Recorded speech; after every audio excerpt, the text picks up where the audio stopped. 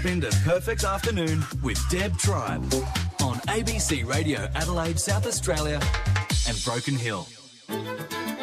Of all the ways to promote your product, the most effective is word of mouth. 92% of us rely on the recommendations of our friends. Word of mouth is the most powerful form of marketing. Nothing influences people more than a recommendation from a trusted friend.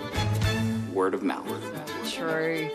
Word of mouth, it's what it's all about. If you are reading a book that you love, well, tell us about it. Share the joy with others because, in my view, you're never alone when you have a good book. And we're going to turn the page to books in word of mouth today. Your recommendations are very much desired. You can phone in on 1300 222 891. You can text through on 0467 922 891. Arthur says, I'm reading Lee Child's Blue Moon at the moment. I hope you're enjoying that, Arthur.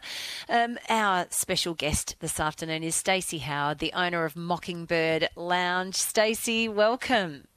Hi, Deb. Thanks How many books do you read in your life? Do you plough through one a week, or is it more than that? Oh, I wouldn't say it's more than that. I feel like I'm a real thorough reader. I don't skim, and if I found myself not concentrating, I'll go back and reread the sentence. So it takes me a long time, but I feel like I really devour the book, you know. You and me both, Stacey. I have to say that I've got a book about Douglas Mawson that's very thick in very small type, and I won't share how long it's been taking me to read that, but that's the one next to my bed at the moment. But we want to hear your recommendations of the great books that are absorbing you at the moment, and you're going to start with some homegrown talent. Oh, Hannah Kent, yes. Couldn't wait for this one to come out. I mean, this is her third novel. We've had all three in our book club, and they've all been as popular as the others. And I really enjoyed Devotion, probably more than, if not the same, but more than her other two.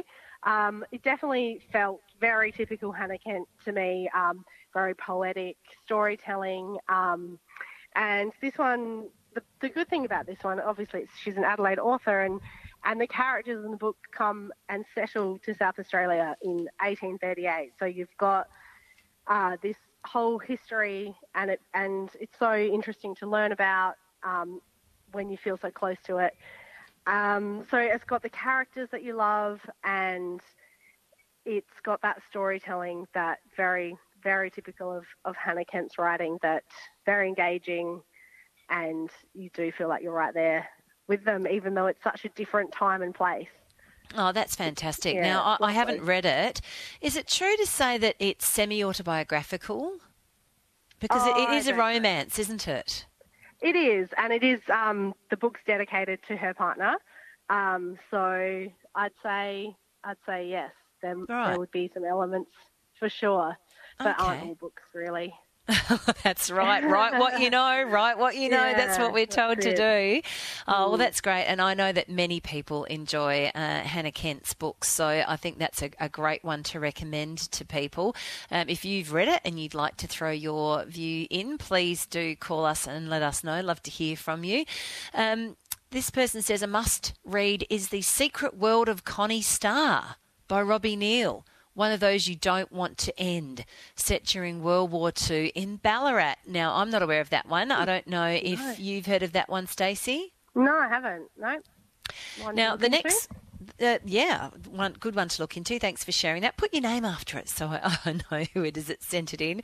The next one that you've got for us, Stacey, I have reliably been told by Regan, who is the producer of this program, that this is one of the most recommended books that's come up in the word of mouth book section, and it's Adelia Owens' book, Where the Crawdads Sing. Now, I know about it as a movie reviewer because the film is about to be released. So what's it all about? It's no coincidence I chose that one today because I've been thinking and talking about the movie coming out because it looks so good. It looks really well cast. I'm looking forward to seeing it because this book has definitely been one of our top book club reads over the last couple of years actually now. And it's set in sort of southern states of America. here we go, late 1969.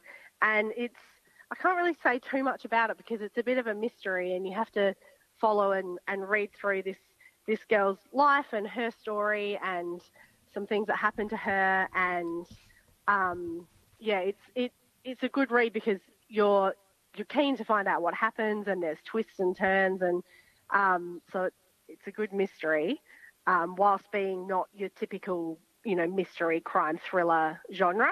Yeah, they can be a bit wearing. Yeah. All of the tension and the violence in them can be a bit much. Yeah. Is this one that maybe people like me, they're a bit... Yeah, this is definitely more of a general fiction, literary fiction, not your crime thriller type fiction. But having said that, it is a crime thriller as such. But yeah, it's just it's a good read. I did sort of you have to get into it. So I tried it a couple of times before I finished it, and I put it down. So which would not normally be a book that you'd recommend. You'd be saying, I started it and put it down. But it really is worth persisting. Once you sort of get into you need to sort of get into the vibe of it, into the feel of it. A lot of it's written in that slang of the southern states of America, so you need to get your head around that. And then once you do, then you're there.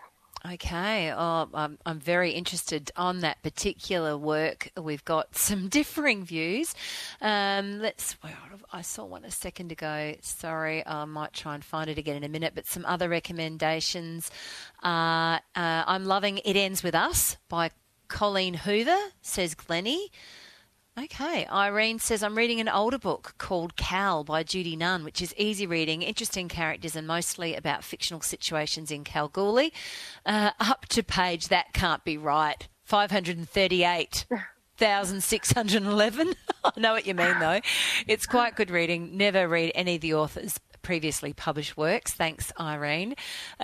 Jackie says, loved Devotion. Such a different way of telling a story and so emotional. Reading All Our Shimmering Skies by Trent Dalton and loving it too.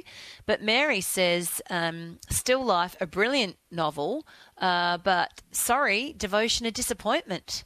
No, not really autobiographical. Okay. Sue in Robe, though, loves Leanne Moriarty's Apples Never Fall. Can't put it down. Leanne has done it again. I haven't read one of her works yet. Isn't that terrible? But I did love Big Little Lies on the telly. Jackie loves Where the Crawdads Sing. Says it's great storytelling as well. And Sparkles says Sealskin by Sue Bristow. Reminds me of Hannah Kent's style. Love it. And we just want the name repeated of the Ballarat novel. That was Secret World of Connie Star by Robbie Neal. So if you've got a commendation to make, the text line 0467 922 891, the phone line 1300 222 891. Stacey Howard, the owner of Mockingbird